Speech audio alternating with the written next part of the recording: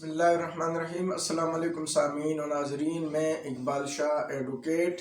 Nizampur legal clinic में आपकी खिदमत में क्लास नंबर 101 यानी 101 में हाजिर हूँ। जैसे हस्ब वादा मैं आपकी खिदमत में हाजिर हूँ, जैसे कि मैंने सभी लेक्चर में क्लास में या पिछले क्लास में मैंने कहा था कि अब हम फैमिली लॉस की तरफ जाएंगे, क्योंकि अब जो क्रिमिनल साइड था CRPC PPC वो हम कंप्लीट कर चुके हैं और अब हम फैमिली लॉ की तरफ आते हैं। तो हमारे पास फैमिली लॉज में जो है वो है the Muslim family laws ordinance 1961 और फिर the Muslim family laws rules जो है वो है 61 के। इसी तरह फैमिली लॉज जो एक्ट है 1964 का और फिर उसके जो रूल्स है हम ये पढ़ेंगे। लेकिन सबसे पहले आज जो हम आगाज़ करेंगे वो the family laws ordinance 1961, the Muslim family laws ordinance 1961। ये ऑर्डिनेंस है जो 2 मार्च 1961 को प्रोमलगेट हुआ था और उस वक्त जो है उस वक्त के सदर यानी अयूब खान साहब ने जो है इसको गजेटेड किया गया था। वैसे तो उन्होंने जो 1958 को ज़मा में इक़्तिदार संभाला तो उसी के साथ उन्होंने कानून तमाम जो है वो राइज किए, लेकिन उस हिस्ट्री में हम नहीं जाते हैं। अब हम चलते हैं कि जो 1961 द फैमिली लॉज ऑर्डिनेंस 1961 है, इसमें टोटल जो है 13 सेक्शंस हैं, जिसमें 12 और 13 ओमिटेड हो चुके हैं, वो ख़त्म हो चुके हैं। अब हमारे पास सिर्फ 11 सेक्शन है और इस 11 सेक्शन में जो है हम इसमें पहले जो है वो शॉर्ट टाइटल है, एक्सटेंट है, इसकी एप्लीकेशन है और सेक्शन 2 में डेफिनीशन है, 3 में ऑर्डिनेंस ओवरराइड अदर लॉज हैं और 4 में सक्सेशन है और 5 में जो है रजिस्ट्रेशन ऑफ मैरिज है, 6 में पॉलीगैमी है, 7 में तलाक है, 8 में dissolution of marriage other than by तलाक है, 9 में मेंटेनेंस है, 10 में डावर है, 11 में पावर टू मेक रूल्स। लेकिन आज हम आगाज़ करेंगे सेक्शन 5 से, रजिस्ट्रेशन ऑफ मैरिज से। हम आगाज़ करेंगे कि इसका क्या तरीका होता है और फैमिली लॉज इसके हवाले से क्या कहता है, क्योंकि हम डेफिनेशन को भी ओवर रूल करते हैं हम डायरेक्ट रजिस्ट्रेशन ऑफ मैरिज पे, क्योंकि फैमिली लॉज का ताल्लुक ही शादी से शुरू हो जाता है और तमाम मामला फिर शादी से ही चलते हैं। तो इसलिए मैं सेक्शन 5 डायरेक्ट जो है रजिस्ट्रेशन ऑफ मैरिज पे आता हूँ और आपसे मैं उसी पर डिस्कस करता हूँ कि रजिस्ट्रेशन ऑफ मैरिज क्या है, कैसे होता है और जो मुस्लिम फैमिली ऑर्डिनेंस है 1961 वो marriage of registration of act या रजिस्ट्रेशन ऑफ मैरिज के बारे में क्या कहता है। तो चलते हैं ये सेक्शन पढ़ते हैं। ये सेक्शन कहता है section 5 registration of marriage. Every marriage solemnized under Muslim law shall be registered in accordance with the provision of this ordinance। ठीक है, फिर इसका जो सब सेक्शन 2 है वो कहते हैं for the purpose of registration of marriage under this ordinance the union council shall grant licence to 1 or more person to be called निकाह रजिस्ट्रार। ठीक है, फिर मैं इसको एलोबरेट करूंगा, अभी पहले पढ़ते हैं फिर इस पे हम रोशनी डालेंगे, 1 by 1 एक्सप्लेन करेंगे। नंबर 3 जो है वो कहते हैं every marriage not solemnised by the nikah registrar shall for the purpose of registration under this ordinance be reported to him by the person who has solemnised such marriage. Section 4 कहता है इसी में sub section 4 whoever contravenes the provision of subsection 3 shall be punished with simple imprisonment for a term which may extend to 3 months or with fine which may extend to 1000 rupees or with both। Sub section 5 का जो sub section है 5 वो कहता है the form of निकाहनामा, the register to be maintained by निकाह registrar, the record to be presented by union council, the manner in which marriage shall be registered and copies of nikahnaama shall be supplied to the parties, and the fee to be charged thereof shall be such as may be prescribed। और section 6 जो है, sub section 6 जो है 5 का, वो है any person में on payment of the prescribed fee, if any, inspect at the office of the Union Council the record preserved under subsection, ये जो है or obtain a copy of any entry therein। ठीक है, अब हम इसको explain करते हैं, इसकी तरफ आते हैं कि बेसिकली ये सेक्शन कहता क्या है। मैंने तो पढ़ लिया, अब आपके लिए, मेरे लिए तो आसान है लेकिन आपको समझने के लिए इतना आसान नहीं होगा, तो इसलिए जब तक कि मैं इसको आपके लिए एक्सप्लेन ना करूं, इसको जो इसके इंग्रेडिएंट्स के साथ आपको ना समझाऊं, तो आपकी समझ में मुमकिन है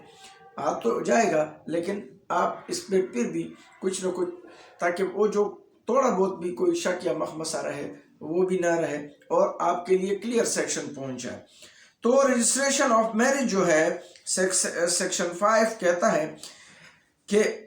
जो भी शादी होती है, every marriage solemnised under Muslim law और मुस्लिम लॉ के under shall be registered in accordance with the provision of this act, और ये जो ऑर्डिनेंस है इसी के मुताबिक उसको रजिस्टर्ड किया जाएगा। वो कैसे रजिस्टर्ड किया जाएगा साइन ऑर्डिनेंस के मुताबिक, तो वो सब सेक्शन 2 बताता है। For the purpose of registration of marriage under this ordinance, the Union Council shall grant license to one or more person to be called निकाहनामा, निकाह रजिस्ट्रार्स। तो ये for the purpose of registration of marriage, शादी को इंदिराज करने की गरज से under this ordinance the union council, जो यूनियन काउंसिल है उसको जो है लाइसेंस का shall be granted license to one or more person, के एक या दो पर्सन जो होते हैं किसी भी यूनियन काउंसिल में, कि उसको निकाह रजिस्ट्रार मुकर्रर किया जाए, वही लोग जो है वो निकाह का रजिस्ट्रेशन करेंगे। फिर सब सेक्शन 3 कहता है every marriage not solemnised by the nikah registrar shall for the purpose of registration under this ordinance be reported to him by the person who has solemnised such marriage. और अगर किसी registrar ने, निकाह registrar ने किसी शादी को रजिस्टर नहीं किया गया, तो ये उस बंदे की फ़र्ज़ है कि जो शादी कर रहा है कि वो उसको इन्फॉर्म करे और वहाँ पर अपनी शादी जो है वो रजिस्टर करे, या शादी का जो तारीख़ है वो रजिस्टर करे। और इसके लिए जो निकाहनामा आजकल आम है, इसी का एक परफॉर्मा इसी ऑर्डिनेंस के मुताबिक है, वो भरना होता है और उसी में वो रजिस्टर करते हैं निकाह रजिस्ट्रार। नंबर 3 है every marriage not solemnised by the nikah registrar shall for the purpose, ये जो 3 में मैंने बताया कि वो बंदा उसको बताएगा। और नंबर 4 कहता है who ever contravenes the provision of sub section 3 shall be punished with simple imprisonment for a term which may extend to 3 months or with fine which may extend to 1000 rupees or with both। अब ये जो 3 section है कि वो जो register करेगा, अगर कोई उसको कंट्रावेंस करता है, अगर वो नहीं करते हैं, इसके खिलाफ करता है, तो सब सेक्शन 4 जो है वो कहता है कि उसको शल बी पनिश्ड, उसको जरूर सजा दी जाएगी फॉर टर्म विच में एक्सटेंड टू 3 months, 3 महीने की उसको सजा दी जाएगी। फाइन होगा, जो वो फाइन होगा 1000 रुपीज या फिर दोनों, 1000 रुपये तक, पैसों 1000 रुपये तक या फिर दोनों। तो ये इंपॉर्टेंट है रजिस्ट्रेशन ऑफ मैरिज का। सब सेक्शन 4 जो है, यानी 5 सेक्शन का, यानी 5 सेक्शन का जो सब सेक्शन 4 है वो ये सजा तजवीज करता है। और इसका जो हम सब सेक्शन 5 पढ़ेंगे, द फॉर्म ऑफ निकाहनामा, जो मैंने अपने बोला कि निकाहनामा जिस निकाह का फॉर्म हम कहलाते हैं, निकाहनामा जिसपे दुल्हा दुल्हन और गवाह और निकाह रजिस्ट्रार साइन करते हैं, वो सब सेक्शन 5, सेक्शन 5 का सब सेक्शन 5 उससे मुतालिक है। The form of nikahnama the register to be maintain by nikah registrar, और उसका जो रजिस्टर है वो निकाह रजिस्ट्रार जो है वो इसको मेंटेन करेगा। The records to be preserve by union council, और रिकॉर्ड जो है वो यूनियन काउंसिल में होगा। The manner in which marriage shall be registered and copies of marriage shall be supplied to the parties, और उसको रजिस्टर कर दिया, उसकी जो कॉपी है वो पार्टीज यानी दुल्हा दुल्हन दोनों साइड को जो है उसकी कॉपी दे दी जाएगी। And the fee to be charge thereof, और उसका फीस ले लिया जाएगा। Shall be such as may be prescribe, जो कि वो प्रिस्क्राइब किया गया है। और फिर सब सेक्शन 6 है, एनी पर्सन में on payment of the prescribed fee, if any, inspect in the office of the Union Council the record preserved under subsection are to be obtain a copy of any entry therein. और अगर कोई वहाँ का record लेना चाहता है या कोई और कॉपी, तो वो वहाँ यूनियन काउंसिल से जो है वो रुजू कर सकता है। तो ये सेक्शन 5 जो है रजिस्ट्रेशन ऑफ मैरिज जो है, ये सेक्शन 5 इसका रिलेटेड है और ये the Muslim family law ordinance 1961। आज के मैंने इसलिए सबसे पहले इसी सेक्शन को मुंतखब किया और इसी को मैंने सबसे पहले किया कि सबसे पहले जो शादी होती है या निकाह होता है तो उसका रजिस्ट्रेशन ज़रूरी होता है। तो आज मैंने रजिस्ट्रेशन से ही आगाज़ किया। इसके बाद जो है हम जाएंगे जो इससे मुतालिक और सेक्शन होंगे, यानी इसके बाद पॉलीगेमी है, एक से ज़्यादा शादी करना, और फिर तलाक है, या फिर dissolution of marriage other then तलाक, या फिर अगर शादी को फिर ख़त्म करना है तलाक के बग़ैर तो वो किस तरह होगा, तलाक के तरीके के बग़ैर, या फिर मेंटेनेंस खर्चा जो है नान नफ़का, फिर डावर है,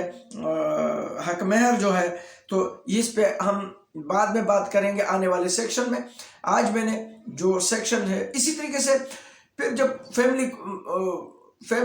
कोर्ट जो 1964 हम पढ़ेंगे तो उसमें हम फैमिली अदालतों के हवाले से कैसे केस किया जाता है,